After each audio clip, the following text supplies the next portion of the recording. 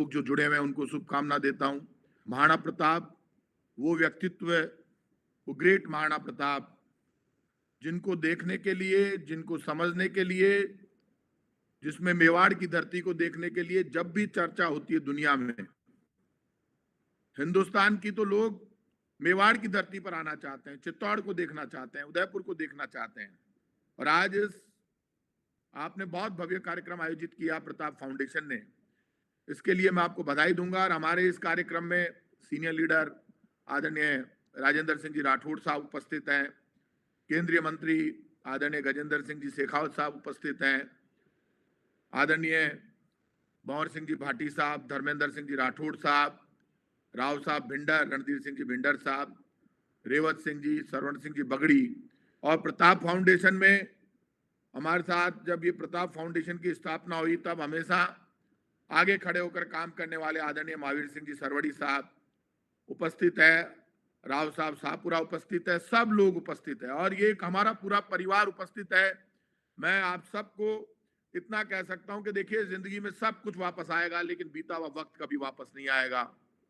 सही समय पर जिन लोगों ने चुनौती के साथ, जिंदा दिली के साथ अपना जीवन जिया, जो लोग कभी घबराए नहीं, अपनी बात पर अड़े रहे, इतिहास उनका लिखा गया।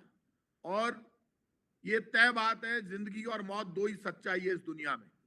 इस सच्चाई को महाराणा प्रताप जानते थे, इसलिए उनका एक ही संकल्प था कि महाराणा प्रताप लड़ सकते हैं, मर सकते हैं, लेकिन झुक नहीं सकते। उनका ये जो संबोधन था, जो उनकी स्वाभिमान के प्रति जो उनका संकल्प था, उस संकल्प को दुनिया सलाम करती है। और उसका कारण है कि महाराणा प्रताप एक व्यक्ति नहीं थे, एक विचार थे। महाराणा प्रताप एक आंदोलन थे और डेमोक्रेटिक सिस्टम की शुरुआत करने वाले भी वही थे। मेरे उनके बारे में कल मुझे क्षत्रिय युवक संघ के कार्यकर्ता रोहितास जी फोन पे काफी डिस्कस कर रहे थे मेरी, आप बहुत अच्छा बोल रहे थे वो, और मैं भी ज्यादा स्टडी तो नहीं कर पाता, लेकिन कोई बोलता है तो उसको जरूर सुनता हूं। उन्होंने मुझे बताया कल, मुझे बहुत अच्छा लगा कि महाराणा प्रताप का राज तिलक गोगुंदा में हुआ, और गोगुंदा में जब राज तिलक हुआ तो जनता ने उनका राज तिलक किया। जनता में उनकी इतनी भयंकर पॉपुलैरिटी थी कि यदि हमारा कोई नेतृत्व कर सकता है तो ये महाराणा प्रताप हमारा नेतृत्व कर सकते हैं। उनको उपाधि थी। और मेवाड़ की धरती को तो मैं इसलिए भी सल्यूट करता हूं, राव साहब भिंडर बैठे हुए हैं, कि मेवाड़ की धरती के लोगों ने, हालांकि जयपुर में भी ऐसा ही है, ये उस वक्त राजा महाराजा जो तलवार की धार पर लोगों को साथ में लेकर लड़ते थे, उनका बड़ा व्यक्तित्व मैंने ये देखा। और ये क्षत्रिय युवक संघ, महावीर सिंह साहब, रेवत सिंह जी ये काम कर सकते हैं। उस वक्त ठिकाने के मालिक कौन? एकलिंग नाथ जी। जयपुर के ठिकाने के मालिक कौन? ठाकुर गोविंद देव जी। कांचरीवास ठाकुर साहब कहते थे गोपीनाथ जी मालिक। इसका एक बड़ा संदेश था। और डेमोक्रेटिक सिस्टम तब भी था, तब भी जब महाराणा प्रताप लड़ने के लिए निकले तो उनकी सेना का सेनापति हाकिम का सूरी एक मुसलमान पठान बना, और महाराणा पुंजा की उन्होंने उपाधि दी, पुंजा भील को अपनी सेना में शामिल किया, सेनापति बनाया, भामाशाह को अपना सेनापति बनाया, एक राजपूत झाला मन्ना को अपना सेनापति बनाया। डेमोक्रेटिक सिस्टम में लोगों को इकट्ठे करके कैसे लड़ा जाता है वो दुनिया को उन्होंने सिखाया। आज के दिन सवाल इस बात का नहीं कि नए डेमोक्रेटिक सिस्टम में कौन पार्टी राज करेगी, ये राज आते जाते रहेंगे, कुर्सियां आती जाती रहेगी, पार्टियों के राज बदलते रहेंगे, लेकिन इतिहास कभी नहीं बदला जा सकता। इतिहास को कोई चुनौती नहीं दे सकता और इतिहास को कोई बदल नहीं सकता। मैंने हर बार कहा, सरकार कांग्रेस की भी आएगी, सरकार बीजेपी की भी आएगी, सरकार किसी और पार्टी की भी आ सकती है, कोई भी नेता निर्दलीय भी जीत सकता है, किसी भी पार्टी से जीत सकता है, लेकिन नेता कभी इतिहास नहीं बदल सकता। आज की तारीख में लिखा हुआ है कि मुख्यमंत्री अशोक गहलोत जी है, प्रधानमंत्री नरेंद्र मोदी जी हैं, राठौड़ साहब उपनेता विपक्ष हैं, केंद्रीय मंत्री गजेंद्र सिंह जी है, तो इस भंवर सिंह जी भाटी राज्य मंत्री है, तो ये इस तारीख को ये लिखा जाएगा कि इस वक्त ये लोग इस पद पर थे। इसीलिए मैं हमेशा कहता हूं, सरकारें किसी की भी आए, नेता कोई भी आए, किसी भी पार्टी का लीडर हो, किसी भी जाति धर्म का नेता हो, उसको, किसी भी धर्म के नेता को, किसी भी जाति के व्यक्ति को, क्योंकि महाराणा प्रताप एक जाति को रिप्रेजेंट कभी करते ही नहीं थे, उन्होंने तो उस धरती को रिप्रेजेंट किया, वहां के लोगों को रिप्रेजेंट किया। वो हमेशा मेवाड़ की आन बान और शान के लिए लड़े, लोग मेरे से कई बार हिसाब किताब करने लग जाते हैं, बोलते हैं महाराणा प्रताप ने कितने युद्ध जीते। मैं तू थारी चिंता कर, तू कितना युद्ध जीता, तू मारसू डिस्कस कर रही है। कई लोग बैठते हैं जब बात में अंदर बैठ के, मैंने कहा अपना खुद का फैसला खुद करना चाहिए। महाराणा प्रताप ने कितने युद्ध जीते उसका हिसाब किताब नहीं है। महाराणा प्रताप ने जो संकल्प लिया कि मैं लड़ सकता हूं, मर सकता हूं, लेकिन अधीनता स्वीकार नहीं कर सकता, उस बात को लोग गौरव के रूप में लेते हैं। और आज भी मेवाड़ का जोहर, राजस्थान में जहां भी जोहर हुए, उन जोहर को जब भी बात आई मैंने समझाने की कोशिश की कि आप इस बात को नहीं समझ रहे, ये हमारे देश का धर्म और संस्कृति है। यहाँ की माँ बहन बेटी ने धर्म और संस्कृति को दुनिया को बताया कि राम और कृष्ण की धरती है, यहाँ भक्ति और शक्ति की धरती है। हजारों महिलाएं, हमारी माँ बहन बेटियां जोहर कर गई सिर्फ इसलिए कि हमारे धर्म की हमें रक्षा करनी है। यही हमारे यहाँ की माँ बहन बेटी का चरित्र है।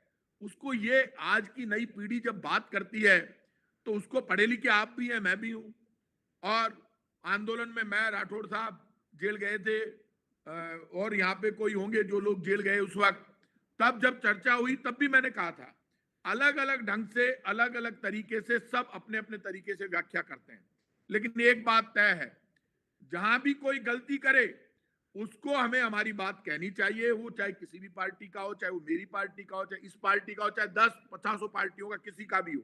क्योंकि कई बार होता है क्या है, पार्टी उनकी भी गलती नहीं है। कई लोग मुझे दिल्ली में मिलते हैं, वो राजस्थान के इतिहास के बारे में हंसी मजाक करने लगते हैं, ऐसा होता है क्या, ऐसे कूद सकते हैं क्या कुंड में। मैंने कहा भाई, जब जुनून सवार होता है और जब शौर्य का सवाल होता है, तलवार लेकर आदमी घोड़े पर बैठता है, तो वो जोश अलग होता है, जो मर्यादा होती है, संकल्प होता है उस वक्त, नहीं चाहे मैं मर जाऊं। लेकिन अब मुझे, क्योंकि जब आदमी घोड़े पर बैठकर उसको साफा बांधकर सेना को रवाना करते थे, तो साफा मैंने जो हिस्ट्री में पढ़ा, वो इसलिए बांधा जाता था कि ये साफा पूरा गांव, पूरा कस्बा, पूरी जनता आपको पहना रही है, आप घोड़े पर बैठ गए, अब ये साफा तब तक मत गिरने देना जब तक आपकी गर्दन नहीं कट जाए, क्योंकि हमारी रक्षा आपके हाथ में है। और वो केसरिया बाना पहनकर निकलते थे, लड़ते थे।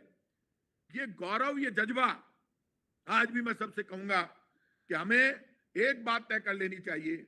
ये रजपूत जो मैंने पढ़ा वही मैं बोल रहा हूं, रज का मतलब धरती, पूत का मतलब पुत्र, धरती पुत्र को रजपूत कहा गया, जो धरती पर रहने वाले सब लोगों का नेतृत्व करे, सबको साथ में लेकर चले। आज जरूरत है, हिंदू, मुसलमान, सिख, ईसाई, एसटी, एससी, ओबीसी, हर जाति का व्यक्ति आपकी तरफ देख रहा है, वो आपसे लीडरशिप चाहता है।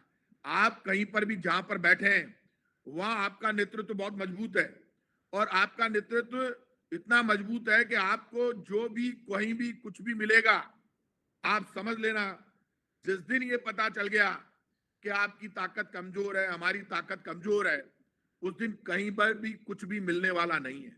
दिक्कत यह है कि आज लोग आपकी हिस्ट्री पे चर्चा ही नहीं करना चाहते। जब हिस्ट्री पे चर्चा होगी तो आपका नाम आएगा, जब हिस्ट्री पे चर्चा होगी तो कहेंगे कि ये हिंदुस्तान की धरती के मान और सम्मान की, गौरव की, धर्म और संस्कृति की रक्षा तो इन लोगों ने की है।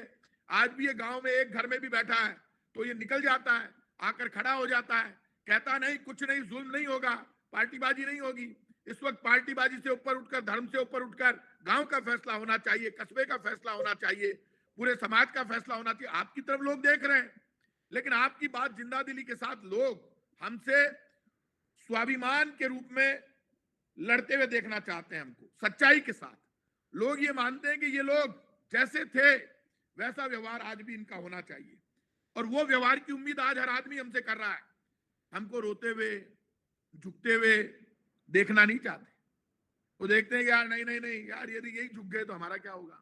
लोग आपको आइडियल मानते हैं, हम गिड़गिड़ाने लग जाए, कहीं पर भी रोने लग जाए, क्या फर्क पड़ता है, ये कुर्सियां, ये पैसा, ये पावर आती जाती रहती है, जिंदगी का ही पता नहीं है। कौन पूछ रहा है कुर्सी को, पैसे को, पावर को। और ये कोरोना ने तो सबको बता दिया कि जिंदगी और मौत ये दो ही सच्चाई है। आज के दिन, महाराणा प्रताप की जयंती के दिन, आज जो गौरव, जो इतिहास उनका है पूरी दुनिया में लिखा गया, पढ़ा गया, मैं आज के दिन ये भरोसा करता हूं कि प्रताप फाउंडेशन ने, एक तो प्रताप फाउंडेशन को बधाई, क्योंकि जब प्रताप फाउंडेशन की स्थापना हुई तब हम लोग भी आपके साथ उस वक्त बैठे थे, बड़ा आंदोलन हुआ और अच्छा हुआ। ईडब्ल्यूएस आरक्षण में मैं सबसे कहूंगा, जितना लाभ उठा सकते हैं। इकोनॉमिक वीकर सेक्शन, दिक्कत ये हो गई है कि इकोनॉमिक वीकर सेक्शन में, इसमें कोई दोहराई नहीं, कोई पार्टीबाजी की बात मैं नहीं कर रहा।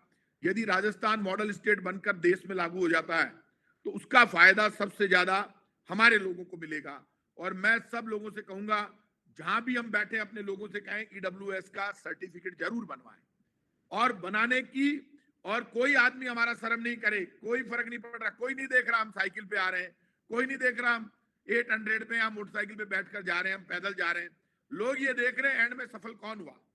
तो एनी हाउ कैसे भी हमें आगे बढ़ना, हर जगह हमारा आदमी नजर आए, वो चाहे चौकीदार हो लेकिन काम करे, घर में नहीं बैठे। ये संदेश आप और हम मिलकर दे सकते हैं। मैं प्रताप फाउंडेशन को बधाई देता हूं। जितने लोग आवाज सुन रहे हैं उन सब से कहूंगा, सबके पास मेरा नंबर है, अधिकतर 9829010010, मैं खुद उठा रहा हूं नंबर भी। सब लोग कभी भी जरूरत हो, मेरे लायक कोई काम हो, मैं हमेशा आपके साथ खड़ा हूं। कोई मंत्री का बुखार नहीं, ना तो ये कोरोना ने हिसाब किताब बराबर कर दिया है, ना तो कोई प्रधानमंत्री है, ना कोई मुख्यमंत्री, ना मंत्री, ना कोई एमएलए, ना एमपी। ये गलतफहमी निकल गई है, सब रोड पर हैं। और जब युद्ध होता है तो वॉर है ये। और डॉक्टर्स कहते हैं प्रलय है। डॉक्टर भंडारी और डॉक्टर वीरेंद्र सिंह ने, वहां मुख्यमंत्री गहलोत साहब मीटिंग ले रहे थे, उसमें कहा कि सर ये प्रलय है और इसमें तो निकलकर जितना कर सकते हैं मदद करें। और मैं इतना कहूंगा कि ये कुर्सियां, ये पावर कुछ नहीं है, हम कितनी मदद लोगों की कर पाते हैं ये बड़ी बात है। मेरे लायक कोई भी बात हो, कोई भी हमारा साथी जब भी याद करेगा, मैं आपके साथ खड़ा हूं। प्रताप फाउंडेशन को बधाई, महाराणा प्रताप जयंती की आप सबको बहुत बहुत शुभकामनाएं। और मैं आपके लायक कभी भी काम आ सकूं, मैं इशारा करूंगा। अभी कुछ दिन पहले कहीं कोई बात हुई, मैंने अपने लोगों से कहा मैं मेरी बात खत्म करूंगा, मुझे कुछ नेता मिले, मैंने उनसे कहा भाई आप आए थे क्या, आप बोल ही नहीं रहे हो, चीफ मिनिस्टर पूछ रहे हैं, आपने मांगा ही नहीं तो देगा कौन। अरे बीजेपी में चाहिए तो बीजेपी से मांगो, बीजेपी के राठौड़ साहब से मिलो, गजेंद्र सिंह जी से मिलो, और कोई बीजेपी में लीडरशिप है उनसे जाकर मिलो, मिलोगे तो सही ना। कांग्रेस में मिलना है, धर्मेंद्र जी से मिल लो, पवन सिंह जी भाटी से मिल लो, मेरे से मिलो तो सही, अपनी बात तो कहो। बोले साहब हम तो उनसे मिल लिए, मैं क्यों उनसे मिल लिए ना, ले लो, मैं क्यों, भजन कीर्तन करो। अरे अपने आदमी से जाके मिलो, शर्म करने की जरूरत नहीं है। आज महाराणा प्रताप जयंती की आपको बहुत बहुत शुभकामनाएं। हम सब मिलकर हमारे इतिहास को गौरव के रूप में हमेशा याद रखें। हमारे इतिहास को लोग मानते हैं, लोग सीखते हैं, लोग महाराणा प्रताप और आपके इतिहास की चर्चा करते हैं, किस्से सुनाए जाते हैं। उस वक्त भी आजादी की लड़ाई थी। तो इसलिए आप सबको बधाई, महाराणा प्रताप जयंती की बहुत बहुत शुभकामनाएं। हमारा प्यार प्रेम बढ़ता रहे। क्षत्रिय युवक संघ और प्रताप फाउंडेशन इसी तरह से हमारे इतिहास और संस्कृति को अपनाकर हम सबको समय समय पर संदेश देता रहे। आप सबको बहुत बहुत धन्यवाद। जय हिंद। धन्यवाद।